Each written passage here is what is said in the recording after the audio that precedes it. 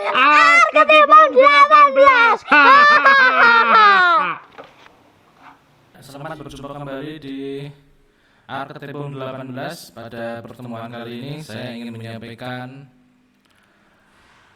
informasi kepada para mahasiswa di mata kuliah Bahasa Indonesia Keilmuan, Program Studi Pendidikan Guru Sekolah Dasar, Fakultas Keguruan dan Ilmu Pendidikan Universitas Muria Kudus.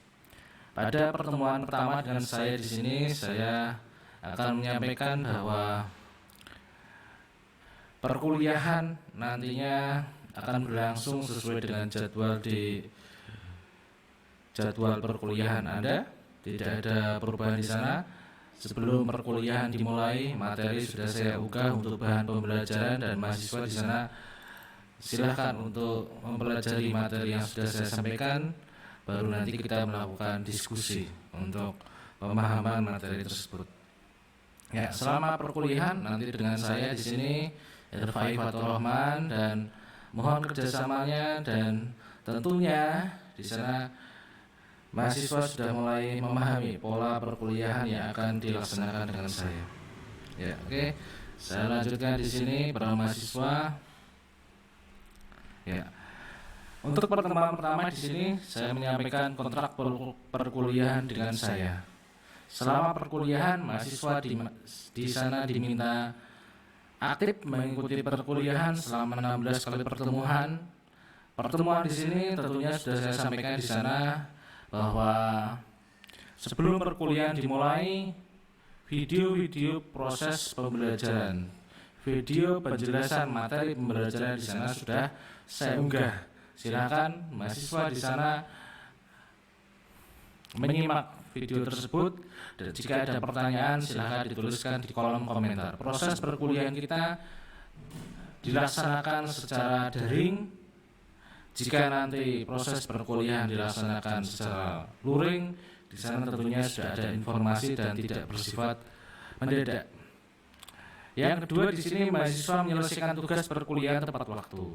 Jika di sana mahasiswa kuliahnya hari Selasa, maka tugas-tugas diselesaikan H-1 atau sebelum hari Selasa, yaitu hari Senin. Sudah diunggah tugasnya, sudah dilaporkan tugasnya. Paling lambat tugas-tugas yang ada di perkuliahan Bahasa Indonesia Keilmuan ini diunggah pukul 17 sesuai dengan waktu yang sudah saya sampaikan biasanya di sana di setiap kali perkuliahan. Namun mahasiswa secara umum harus sudah memahami bahwa tugas-tugas yang diunggah di sana paling lambat H-1. Begitu ya, jika kuliahnya hari Selasa, maka hari Senin di sana mahasiswa sudah mengunggah paling lambat pukul 17. Tugas yang dikerjakan mahasiswa untuk poin yang ketiga di sini benar-benar karya sendiri, bukan mengambil, mencuplik dari karya yang sudah ada. Artinya mahasiswa di sana mengambil foto, mengambil gambar, mengambil data berdasarkan dari bacaannya sendiri, berdasarkan praktik di lapangan. Ketika mahasiswa di sana menggunakan sumber referensi yang sudah ada, baik itu artikel di jurnal nasional, jurnal internasional, maupun dari skripsi, tesis, disertasi, dan penelitian-penelitian yang sudah ada, mahasiswa wajib mencantumkan sumbernya.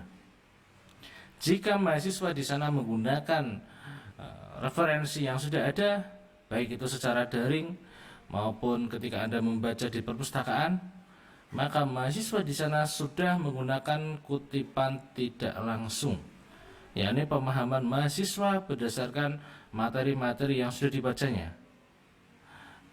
Untuk poin yang nomor 4, identitas sumber referensi selalu ditampilkan di karya mahasiswa. Setiap mahasiswa di sana menampilkan berbagai macam referensi, daftar pustakanya juga harus tepat. Penulisan daftar pustaka tentunya sudah mahasiswa pahami bahwa di sana lengkap, mulai dari nama penulis, tahun, kapan dia terbit, judulnya, jika itu artikel jurnal maka nama jurnalnya, kemudian kapan dia muncul dijelaskan. Mohon mahasiswa sudah memahami proses perkuliahan seperti ini ya. Oke, kita lanjutkan di sini. Rencana pelaksanaan pembelajaran dengan saya tadi sudah saya sampaikan bahwa di sana perkuliahan selama 16 kali, karena di bahasa Indonesia keilmuan di sini waktunya mulai ada yang di kelas siang di sini pukul 13.30 sampai pukul 17. Kemudian ada juga di hari yang berbeda, hari Selasa dan hari Jumat. Di sana waktu perkuliahan mahasiswa dengan waktu yang di sana lama, dengan durasi yang panjang, maka di sini kita bagi prosesnya menjadi dua. Mahasiswa mempelajari dulu materi dari saya, setelah itu kita diskusikan. Di dalam proses pembelajaran bahasa Indonesia keilmuan, sudah saya sampaikan bahwa di sana materinya terbagi menjadi dua, yakni yang pertama menggunakan bahasa, materi-materi bahasa.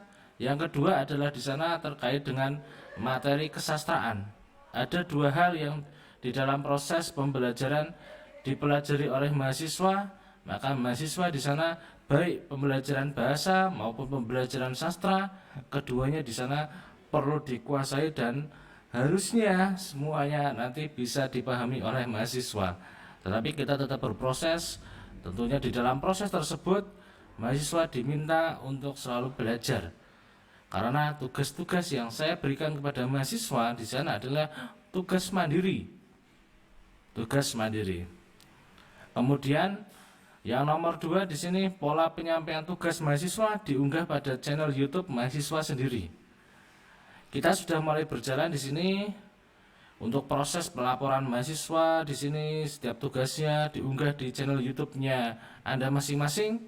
Ketika di sana mahasiswa mengunggah, maka proses melaporkannya ada di grup kelas. Mahasiswa di sana menjelaskan nama lengkap, name, dan link YouTube-nya dikirimkan di grup kelas. Setelah itu maka proses pengecekan dari saya, apakah mahasiswa di sana sudah mengunggah dengan tepat sesuai dengan harapan dari diskusi mengenai tugas yang disampaikan, atau di sana masih ada yang perlu dievaluasi lagi mengenai tugas-tugas tersebut. Biasanya di sana sudah masuk ke pengecekan secara langsung di link YouTube-nya mahasiswa. Dan di sana saya masuk untuk berkomentar. Mohon komentar di setiap tugas di sana. Ketika Anda sudah mengunggah, kolom komentarnya diaktifkan ya. Jadi bisa kita cek satu persatu. Kemudian yang ketiga, pembelajaran berbasis teks dan konteks nanti yang ada di sekitar lingkungan mahasiswa. Artinya bagaimana? Kita mempelajari dulu teorinya, kemudian pemahamannya, setelah itu kita ke lapangan. Kita mengecek, baik itu lapangan secara akademis ketika di sana prosesnya mahasiswa mengecek secara langsung terkait dengan pemahaman. Kemudian referensi-referensi dan tinjauan dari artikel jurnal nasional dan internasional sebagai sumber referensinya. Ketika mahasiswa nanti ke lapangan, di sana benar-benar mahasiswa mengecek apakah fenomena-fenomena yang ada di sana masih ada, gejala-gejalanya dipengaruhi oleh apa. Nah, itulah mahasiswa nanti akan mengecek satu persatu. Harapannya 16 video di sana minimal lengkap di dalam proses perkuliahan bahasa Indonesia keilmuan. Semakin bervariasi di dalam proses pelaporan tugas, ini mencerminkan bahwa mahasiswa di sana semakin kreatif di dalam membuat video laporan tugas. Oke, kita lanjutkan lagi di sini. Semoga mahasiswa masih bisa memahami. Terkait dengan informasi di dalam proses bahasa Indonesia keilmuan, di sini saya mulai dulu dari proses pembelajaran sastra. Di dalam proses pemahaman sastra, di sana kita mengenal di sekolah dasar ada materi-materi. Materi tersebut biasanya ada di dalam bacaan. Bacaan baik itu di mata pelajaran bahasa Indonesia, PKN, IPS, IPA, dan mata pelajaran yang lain. Di sana pasti ada ceritanya. Setiap cerita di sana sebenarnya sudah disuguhkan pola bentuk ceritanya ini mengandung cerita yang seperti apa, atau berbentuk cerita seperti apa. Di dalam kita memahami, tentunya di sana ada bentuk dari sastra yang di sana bisa disebut fiksi, kemudian dikatakan non fiksi. Bentuk atau pola dari bacaan fiksi dan non fiksi ini selalu melekat di dalam proses pembelajaran. Ketika sudah melekat, maka terkadang ada muncul di sana cerita-cerita fiksi, dan di sana muncul juga cerita non fiksi. Cerita fiksi dan non fiksi di sini tentunya bisa dipahami salah satunya dari penjelasan Nurgiantoro tahun 2010 di sini menjelaskan bahwa hakikat fiksi adalah menunjuk pada sebuah cerita yang kebenarannya tidak menunjuk pada kebenaran sejarah, kebenaran empirik atau faktual. Berbeda dengan non-fiksi, di sini menunjuk pada sebuah cerita yang menekankan pentingnya aspek fakta, faktual, historis yang dijadikan dasar penulisan. Ketika proses di dalam kita memahami fiksi dan non-fiksi ini terjadi di dalam pola-pola kehidupan. Cerita-cerita fiksi di sana cenderung disampaikan oleh orang tua, guru, maupun orang yang lebih dewasa di sana kepada anak atau kepada seseorang.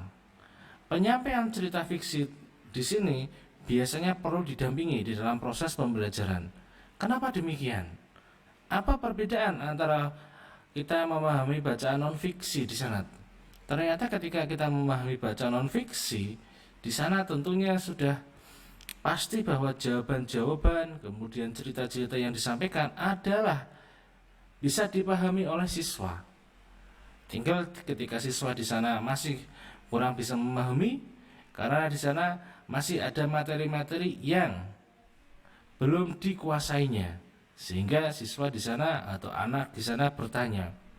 Berbeda dengan bacaan fiksi yang di sana tentunya perlu terus-menerus ada pendampingan, karena di sana menyuguhkan berbagai macam pengalaman, berbagai macam informasi, berbagai macam nilai yang tentunya di sana banyak sekali pesan-pesan yang ingin disampaikan kepada para pembacanya.